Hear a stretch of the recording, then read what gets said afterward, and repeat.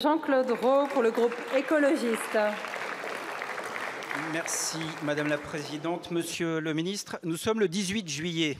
La canicule accable une partie de l'Europe avec une vague de chaleur qui fait exploser le thermomètre au-delà des 40 degrés. Malgré le deuxième mois de juin le plus chaud dans notre pays, le déni climatique du gouvernement ne rougit pas. Le ministre de l'Agriculture considère que ces températures n'ont rien d'extrême et sont plutôt normales pour un été. Non, Monsieur le Ministre, rien n'est normal dans ce que nous vivons.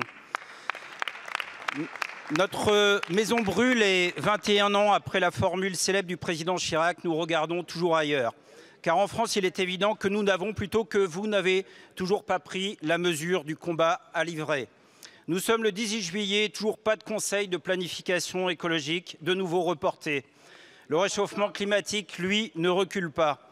Ce n'est pas la priorité du président Macron, un président qui élève au rang d'officier de la Légion d'honneur le PDG de Total Énergie, compagnie dont les projets écocides se poursuivent au même rythme que les profits indécents. Hier, la Cour des comptes publiait un rapport sévère sur l'absence de planification opérationnelle pour faire face à la dramatique raréfaction de la ressource en eau. Pourtant, des plans, il y en a, et certains pays ont déjà pris la mesure de l'ampleur des décisions à prendre. Par exemple, le Pays de Galles annule ses projets routiers car impossible d'atteindre le zéro carbone, à moins d'arrêter de faire la même chose encore et encore.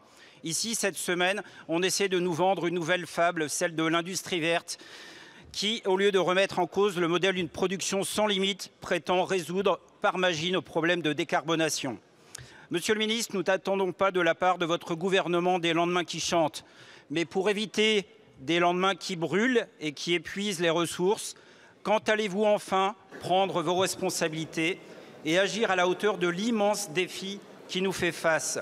La pensée magique n'existe pas. Quand allez-vous enfin sortir du déni?